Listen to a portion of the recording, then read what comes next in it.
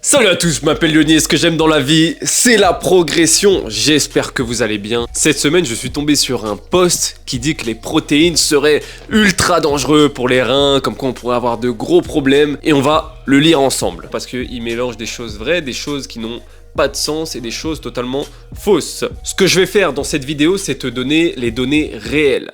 Pas des anecdotes, pas des trucs qui me sont arrivés ou quoi, non, les chiffres réels qui viennent des études scientifiques. Après ça, tu prends ce qui fait sens pour toi et tu laisses ce qui est à laisser, peu importe, je dis pas que j'ai la réponse absolue, mais en tout cas, j'ai fait quelques recherches et je vous les partage aujourd'hui. Pour ceux qui me connaissent pas, moi c'est Yoni, professionnel du sport et de la santé et expert en performance athlétique. Je suis également athlète de ninja et je représente la France à l'international. Les shakes protéinés détruisent vos reins plus rapidement que les stéroïdes. Des néphrologues ont constaté qu'une seule dose par jour provoque 480%, on ne sait pas d'où ils sortent ces 480%, de dommages rénaux supplémentaires. Voici le résultat après le suivi de 71 000 adultes de 1994 à 2023. Étude qui n'existe pas. Je l'ai cherché partout, je ne l'ai pas trouvé. Le docteur Richard Johnson, directeur du département des maladies rénales de l'Université du Colorado pendant 29 ans, a suivi 71 000 adultes de 1994 à 2023. Sa découverte a bouleversé l'industrie des compléments alimentaires. Les personnes consommant quotidiennement des boissons protéinées ont vu leur fonction rénale décliner de 480% plus rapidement. Les calculs rénaux étaient 89% plus fréquents. Quand on lit ça, on peut se dire dinguerie. L'insuffisance rénale se développait 12 ans plus tôt que chez les personnes qui consommaient la même quantité de protéines issues d'aliments complets. L'isolate de protéines, de lactosérum, à des doses concentrées de 25 à 50 grammes, surcharge les reins en déchets azotés. Ça, on va en parler, je vais vous expliquer tout en détail juste après. Les organes travaillent alors 340% plus pour filtrer ces déchets, ce qui entraîne l'accumulation de lésions. 1,8 milliard de dollars sont dépensés chaque année pour financer la recherche sur les protéines sûres via les médias spécialisés dans le culturisme. Les données de Johnson ont été étouffées après que le lobby des compléments alimentaires a menacé de couper les financements de la recherche.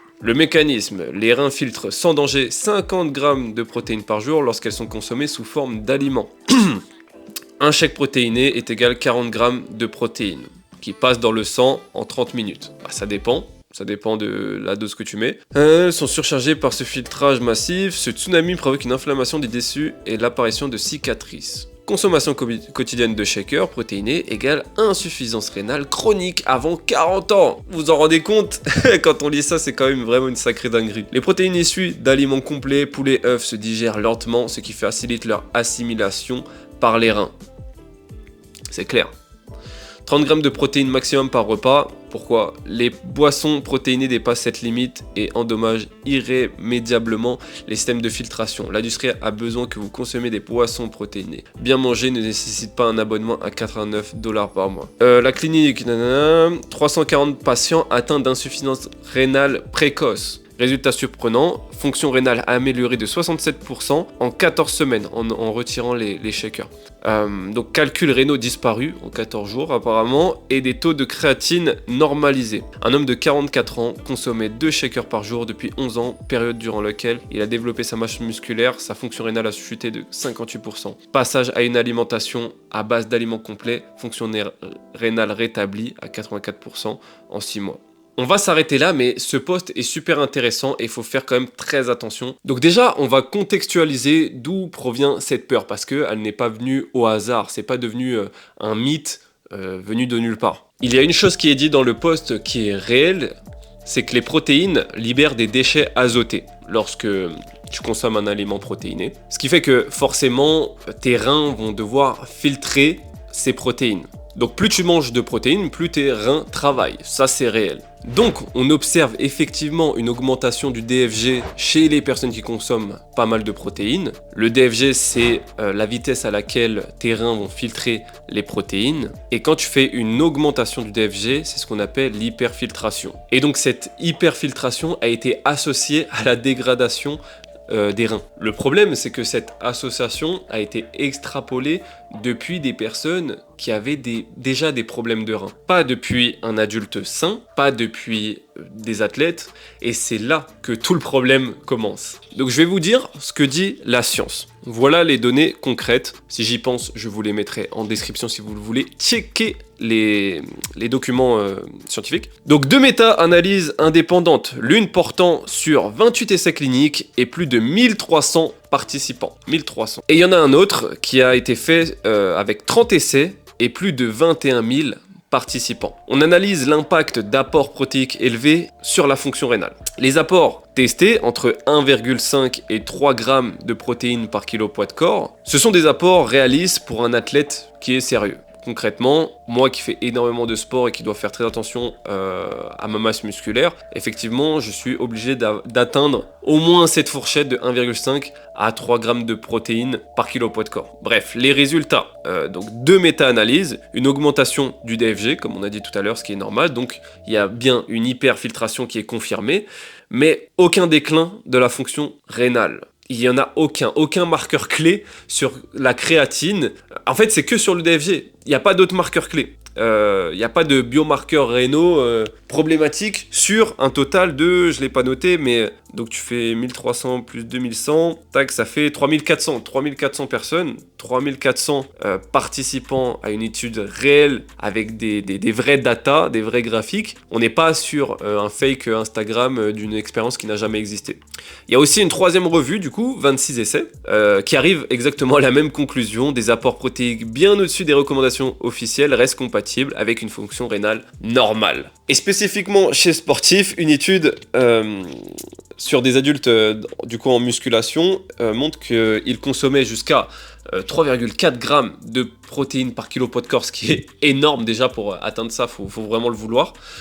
Donc soit le double de ce qu'il faut pour un humain classique, un adulte sain, et ça montre toujours aucune aggravation clinique sur la créatine, de l'urée ou quoi que ce soit. Donc voilà un petit peu par rapport aux études scientifiques. Maintenant, moi personnellement, je vais vous expliquer comment j'utilise les shakers de protéines. Je les utilise pas tous les jours, je les utilise uniquement quand je n'ai pas accès à mes protéines alimentaires classiques. Donc dans mes œufs, dans mon poisson, dans je sais pas moi, dans mon fromage blanc, dans mon fromage classique. Quand j'arrive pas à atteindre mon quota, et bien là je vais me rediriger vers une source protéine, que ce soit une barre de protéines ou encore un shaker de protéines. Mais le problème c'est que déjà c'est de bonnes sources que j'essaie d'avoir, des bonnes sources protéines avec le moins d'édulcorants et le moins de transformation possible. Et c'est là que cette étude en plus fait toute la confusion. On ne sait même pas sur quel type de protéines ça a été utilisé, leur source, et en fait c'est juste une expérience qui n'existe pas. Tout ça pour dire que dans tous les cas, c'est vrai qu'on va pas se servir de protéines en poudre tout le temps, ça reste un complément quand tu n'arrives pas à atteindre ton quota en protéines. C'est là que tu vas utiliser tes protéines en poudre. Sinon ça sert littéralement à rien et tu jettes de l'argent par la fenêtre. Est-ce que ça fait sens pour vous? Je pense que oui. Donc j'utilise pas la whey ou les protéines comme substitut, je l'utilise comme outil. D'ailleurs, si tu veux qu'on structure ton alimentation et tes entraînements correctement,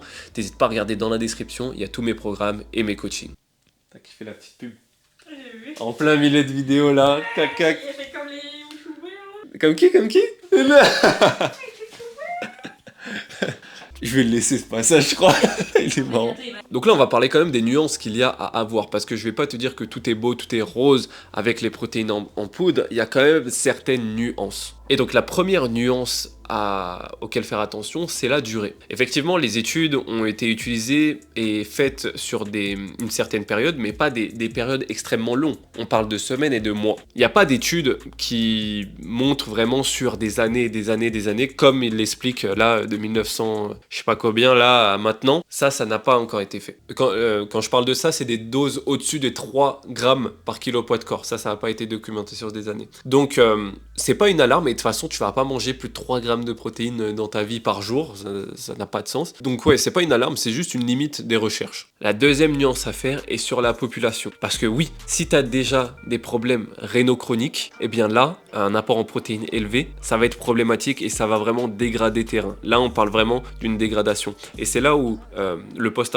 Instagram fait l'amalgame entre ces deux choses, c'est que tu peux mesurer un impact sur des protéines sur des personnes entre guillemets classiques, diabétiques et des personnes qui ont déjà des problèmes de reins. Et si tu prends des personnes qui ont des problèmes de reins pour en faire une généralité, eh bien là, tout tombe à l'eau et ça crée des mythes comme celui-ci que les protéines et les protéines en poudre dégradent les reins. Donc grosso modo, si tu es un adulte sain et que tu n'as pas de maladie au niveau des reins, un apport réaliste entre 1,5 et 2,5 grammes de protéines par kilo poids de corps ne va absolument pas poser problème pour tes reins. Et donc si tu prends 1 à 2 shakers de whey, pareil, ça va pas poser de problème. En tout cas, jusqu'à maintenant, il n'y a aucun risque rénal démontré. Donc il y a quand même un facteur risque par rapport aux personnes qui ont des maladies. Donc la prudence est quand même logique. On peut comprendre qu'il y a des personnes qui pensent ça. Et moi-même, dans tous les cas, si je peux éviter de prendre des produits transformés comme de la whey, je le fais, j'en prends pas, tout simplement. Mais si j'atteins pas mon quota, je vais pas me laisser hors de mon quota. C'est surtout ça. Ou essayer au maximum. Je vais pas mourir si j'ai pas mes protes, mais tu m'as compris. Donc qu'est-ce que ça change pour toi? C'est que si tu es un athlète sans problème au niveau des reins et que tu consommes entre 1,5 et 3 grammes de protéines par kilo poids de corps, bah il y a aucune raison scientifique de s'inquiéter. Ce qui importe vraiment, ça va être la qualité de la source de tes protéines et la répartition sur ta journée. L'hydratation, parce que consommer beaucoup de protéines, ça augmente l'acidité urique et comment on appelle ça déjà? La calciurie. Et ça, du coup, tu dois le compenser par t'hydrater correctement, boire suffisamment, c'est quand même important. Et en 3, surtout, ça doit rester, ton quota que tu prends en protéines doit rester raisonnable.